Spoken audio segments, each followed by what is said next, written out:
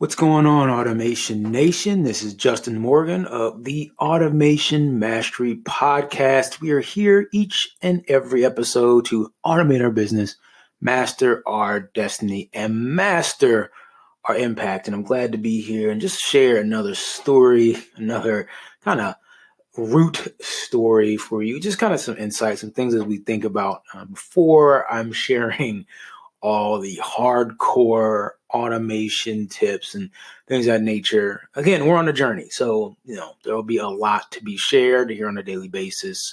And obviously, I want you to know a little bit more about what I've been doing and kind of why I'm doing this. So, again, I'm on a path to creating an agency that allows us to automate our business. And one of the things I've been thinking about really just kind of goes down to the root in terms of how to make this business successful.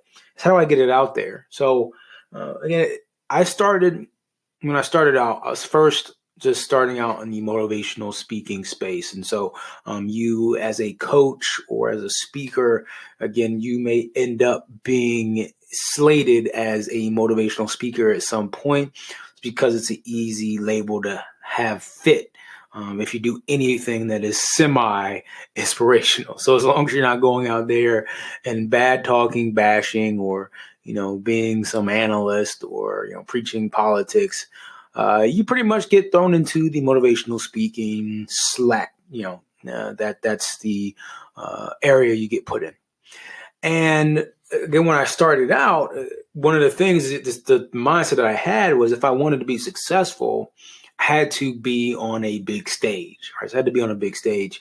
And it was just one of those things. It was like I saw the Les Browns, the Eric Thomases, the Brian Tracy's, all these folks that, the Tony Robbins, Jim Rohns, and I watched their videos and their content, and they're all on big stages. And that's how they're reaching people. That's how they're making changes. That's how they're being successful.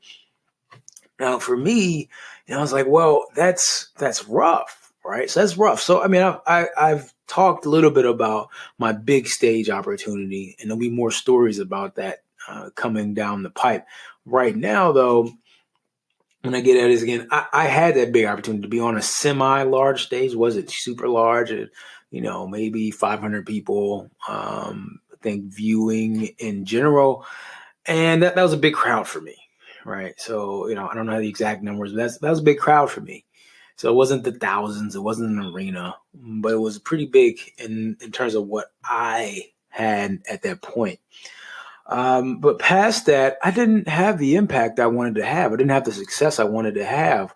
So it's not always that stage opportunity that's the only thing that you need. So again, as a speaker or a coach, don't just assume that because you get up on a big stage that you're going to accomplish your goal of changing the world or changing lives. I thought I would do that, and it didn't work out that way. It wasn't that simple. It takes a little bit more than that. So, I had to go back to the drawing board and figure out what I could do differently and figure out how I can continue to get my message out there.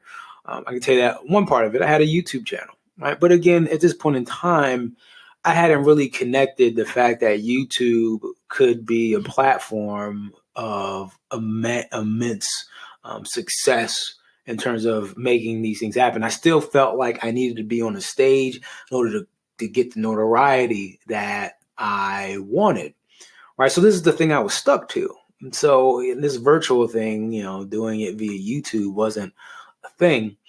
Now, again, I kept, I was holding, so outside of me trying to get on a big stage, I also was trying to do my own workshops.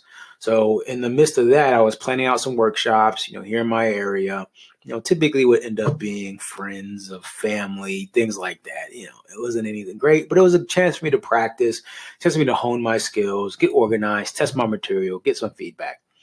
And one of those, I had invited some folks that had agreed to come to a workshop before, never showed up, but I sent out the email. They were on my email list.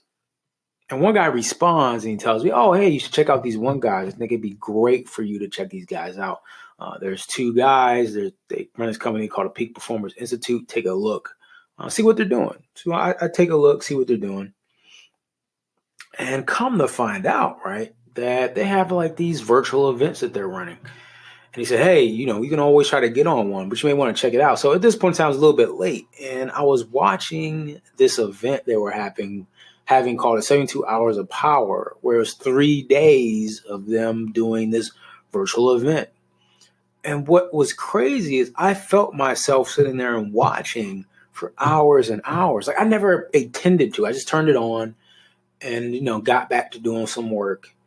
And again, I found that time passed a lot faster than I thought. Like I was sitting there at the end of the day, still with the same program on. And there was a lot of great content. But there was no physical stage that I was in front of. I didn't buy a ticket to go anywhere. I didn't have to MapQuest, hop on a plane, hop in the car, or even get dressed for that matter, right? I still got the impact. And so it hit me, right? So, it hit me that I don't necessarily have to be on a big physical stage in front of a big physical crowd in order to make an impact. Certainly it helps for notoriety and things of that nature, but it's not the only thing. And it made me rethink, right, the power of using a different platform in order to get your message out there.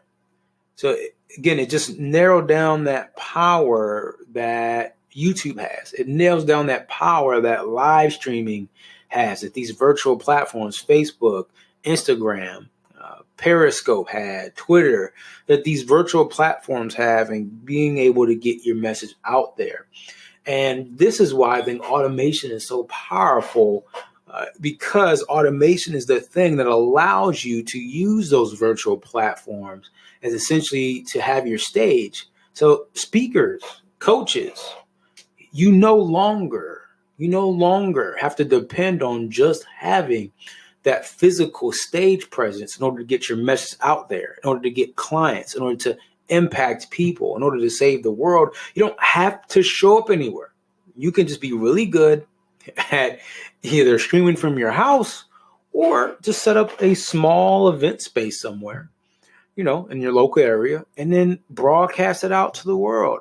You may be surprised what will happen. Because again, I went to that event the following year, that same one that had been streaming, the one that impacted me the first time. I went to that event the following year, and it was amazing. Again, this wasn't this huge arena, wasn't this huge room. It was a room that was packed enough with enough people.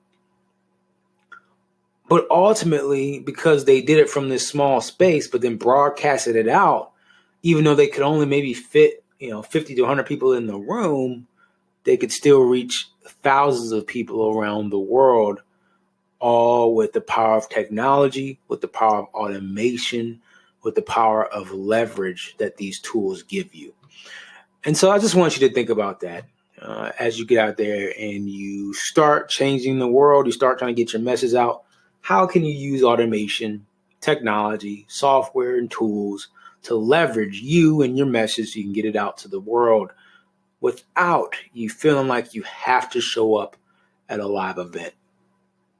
Hopefully that was useful for you. If it was, make sure you share this podcast with a friend, a family member, or a foe, because even they need these tips too. I appreciate you. I'm Justin Morgan of automationmastery.net. And as we end everything, make sure that you treat each day as a building block to a better future.